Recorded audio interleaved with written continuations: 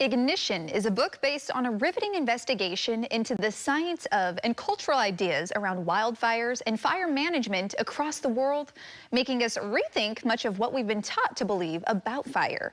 Here to tell us more about their book is journalist and author M.R. O'Connor. Thank you so much, Maura, for joining us here today. It's wonderful to be here. Lovely to have you here, and even more lovely to talk about your book, Ignition.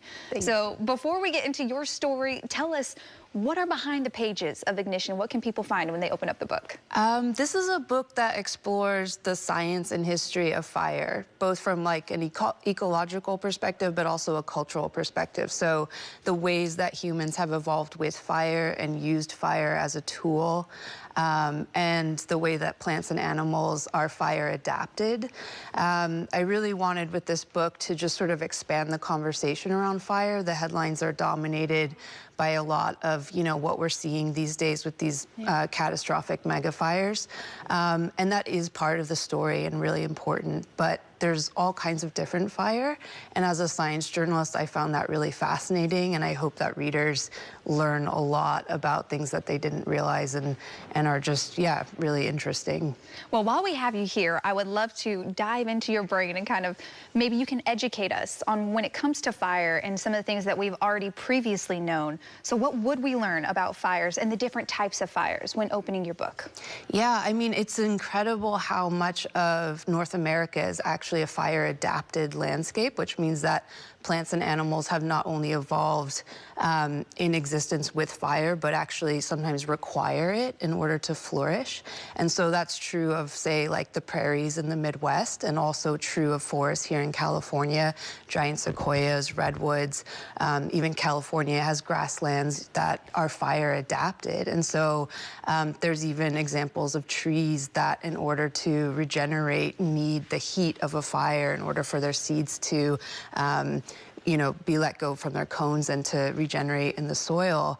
And I think that science of fire ecology has been fairly newly established. And so as a science journalist, I just want people to have that appreciation of our landscapes and the history of fire on the landscape, and to think about new ways of relating to fire and reintroducing fire into places that need it in order to flourish into the future, where we're going to be faced with really extreme, weather events and climate changes. Wow. And you, as a journalist, as an author, what went into the science behind this and the research? Because you did this research yourself. You went out there, you understood these things before putting it into your book. So what did you learn maybe during this process? This was the favorite thing I've ever reported or written as a journalist, because I was able to train as a wildland firefighter.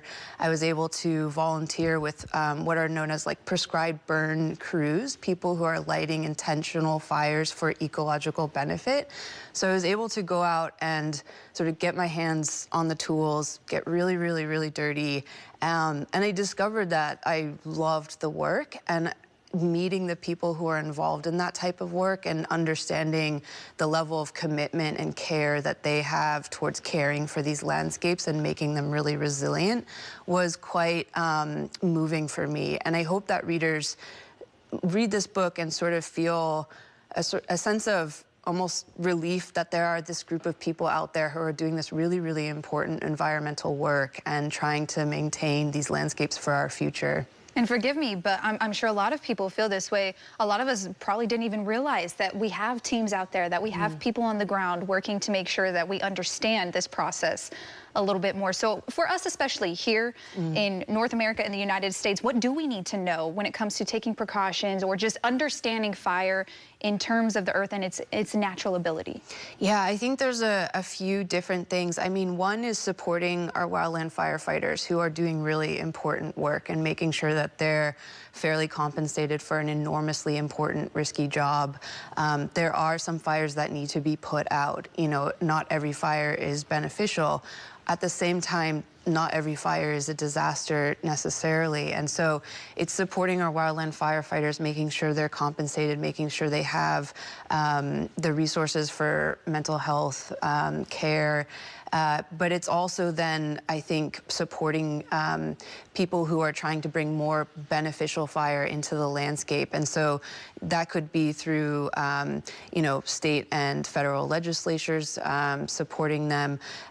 It's also, I think, having a bit more tolerance when there are prescribed fires happening, understanding why there's smoke in the air. That's generally to prevent, you know, weeks and weeks of smoke. And I think just educating and taking an interest in really local landscapes. What did landscapes used to look like? What role did fire play in them? How can fire play a role into the future in order to create these healthy landscapes? I hope that readers just start getting curious about those questions, and that this book is a gateway to knowing what to ask and to getting more interested in what they're seeing around them in their communities. Well, that's beautifully put, and I know people are going to learn a lot just by opening the pages of Ignition. I have one final question for you before I let you go. What did this entire process of the research, the writing, and then putting it out there, what did it mean to you as an author and a journalist? It really changed me. I hope to continue doing this work, which is, you know, unusual. I hope to keep going out on fires. I am still working on my different qualifications as a wildland firefighter. I've never felt that way about my reporting before. I'm a science journalist, but I never wanted to become a biologist. But this is just really important and exciting work that I think is just getting started, and so I want to be involved in that as much as possible. Thank you so much, Maura. We really do appreciate it. Thank you for sharing your book and your story with us.